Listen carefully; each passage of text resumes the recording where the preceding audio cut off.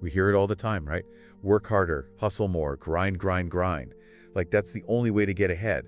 But what if there's another way? What if your mindset, how you're thinking, your inner vibe, is actually the real key to attracting success? That's exactly what we're going to dig into today. You sent us part 4 of the Vincent Crown podcast on the law of attraction and thought vibration for success. And it's all about that, this different perspective on achieving your goals. Right. William Walker Atkinson is the guy with these ideas. And he says it's not just about the outward hustle. It's about aligning yourself with the right vibrational frequency. I mean, that's his term. So that success can almost flow to you naturally. So we're diving deep into this whole thought vibration thing. What did Atkinson really mean? And how does it connect with willpower, that inner drive to make things happen? Okay, let's break this down. We'll start with Atkinson's take on willpower. We all think we know what it is, right? That push to overcome obstacles. But he had a different angle. He believed it wasn't just something you're born with. You could actually develop it. A lot of people wouldn't agree with that. Totally. It's often seen as a fixed thing. Some people just have more willpower than others. But Atkinson and Vincent Crown highlights this in the podcast, suggests that's not the whole story. Willpower isn't some innate quality. It's something you can train and strengthen through what he calls intelligent practice. Basically, conscious awareness and focused effort. Makes you think, huh? We hear all about having a strong will, but how many of us really try to work on it? We just wish we had more and that's it. That's the thing. We long for more willpower, but don't actually do anything to build it. Atkinson, though, he's clear. Willpower can be developed, disciplined, controlled. Just like any other force in nature, Vincent Crown agrees, adding that everyone has the potential for strong willpower. It's just about training your mind to use it. Now, here's where it gets really interesting. Vincent Crown reminds us that the law of attraction has been working in our lives since we started thinking, whether we realized it or not. Now that we're aware of it, we can actually use it intentionally. And Atkinson takes it a step further with this idea of a reservoir of willpower in our minds, just waiting to be tapped into. He describes willpower as this force that flows through psychic wiring. Think of it as the pathways in your mind. And our job, figure out how to draw that mental power down and put it to use. He insists there's a limitless supply, comparing our individual willpower to a small battery connected to this immense central station of universal willpower. And the kicker, Atkinson says, it's not your willpower that needs training, it's your mind. Like having a powerful engine, but you need to learn how to drive to use its full potential. Exactly, you're unlocking your hidden potential. As you train your mind to use willpower, you tap into abilities and talents you didn't even know you had. Vincent Crown quotes Atkinson here, "Whoever understands the force of the will has opened the door to wonderful possibilities, faculties, talents, etc." And what's crazy is that Vincent Crown links this idea to the Yoga Sutras of Patanjali, which are over 2,000 years old. They also talk about these wonderful possibilities. It shows these ideas are timeless. It's fascinating, isn't it? Ancient wisdom connecting with early 20th century psychology. Like there's this understanding of the mind's power that transcends time and different ways of thinking. So we've got this incredible untapped willpower we can access by training our minds. Now, Atkinson also talks about resolution and determination. What's the big difference there? Well, Atkinson sees resolution as the starting point of your will taking shape, but not some flimsy resolution you easily give up on. He's talking about barefaced determination, taking action without hesitation, not caring what others think. Vincent Crown uses the Spanish words descarado and sinvergüenza to describe it. It's like this shameless, bold, unwavering commitment. Resolution is the wish, and barefaced determination is the absolute commitment to see that wish through, no matter what. It's that gussy, no excuses attitude. No second guessing, no worrying about what people think. Exactly. True willpower, for Atkinson, is unstoppable. It overcomes anything. It's what turns regular people into, as he says, giants. But we've all felt it, haven't we? That feeling of knowing we could achieve amazing things if we really used our willpower. But we don't. There's this gap between knowing and doing. It's so common. Procrastination, talking about someday. We might even feel the power of willpower inside us, but we don't use it. We just go with the easiest path.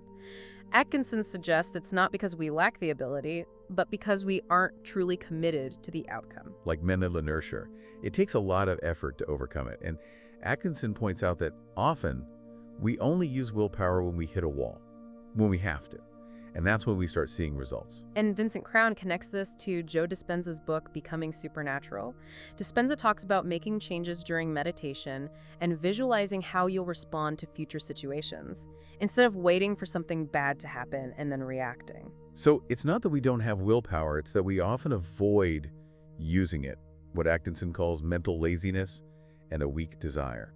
Which brings us to the power of intense desire. Atkinson uses vivid examples. Imagine someone in a life-threatening situation suddenly finding superhuman strength, or a parent doing anything to protect their child.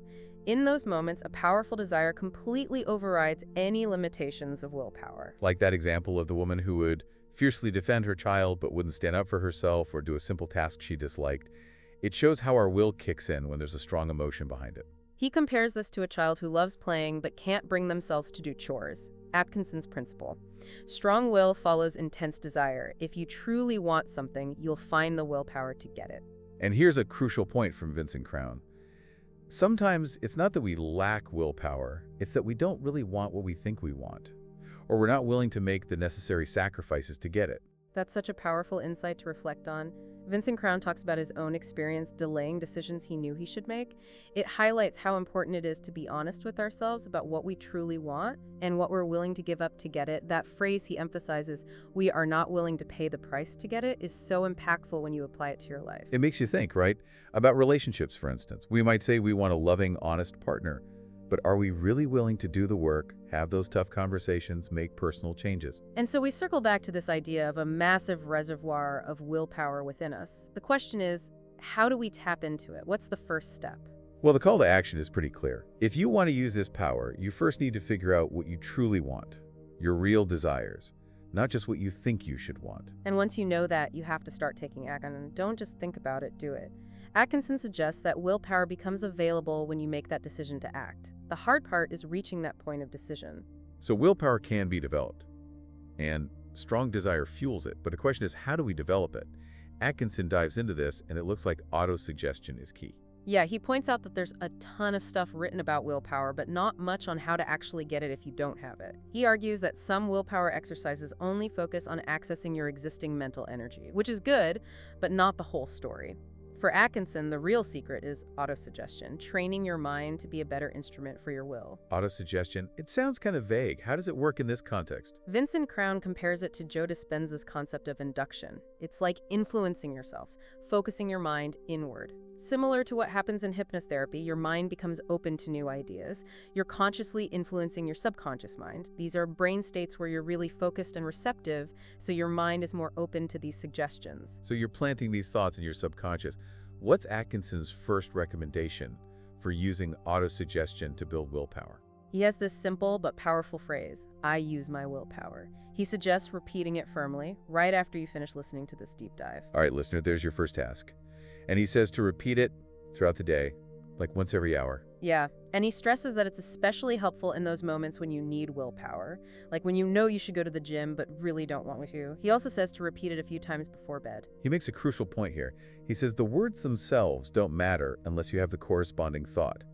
The thought is the power, the words are just a tool. Absolutely. Don't just say the words, think about them, understand them. At first, you might need some faith that it'll work. Hold that thought in what he calls the storehouse of willpower, like a mental reserve. And the idea is that by practicing, that thought becomes action, and your willpower grows. He even says you might feel an energy boost each time you routine it, and that overcoming challenges becomes easier. It creates this positive loop. The more you affirm your willpower, the more you experience it, which strengthens your belief. He also suggests a practical exercise, the unpleasant task. Right. Atkinson says do at least one task you hate every day for a month.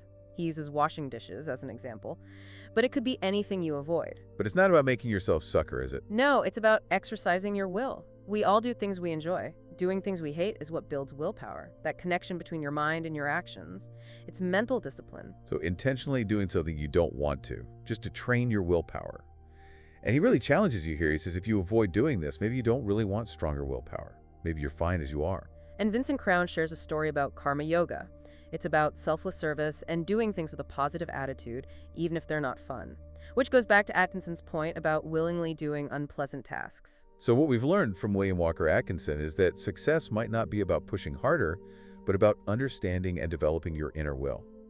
Through focused thought and action, you've learned that willpower isn't fixed, it can be trained, and your mind is the key. It's a big shift. Instead of just external effort, we're looking at our internal state as well. So your action step. Think about Atkinson's exercise. What's one small, unpleasant task you can commit to for the next month? Pay attention to how it affects you and your ability to follow through on other things, and start using that auto-suggestion, I use my willpower. See what happens. And as you do that, consider this. Atkinson suggests there's a huge amount of willpower inside all of us that we don't use.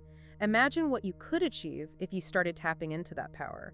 Not just to overcome challenges, but to create the life you want. That's something to think about as you continue your journey.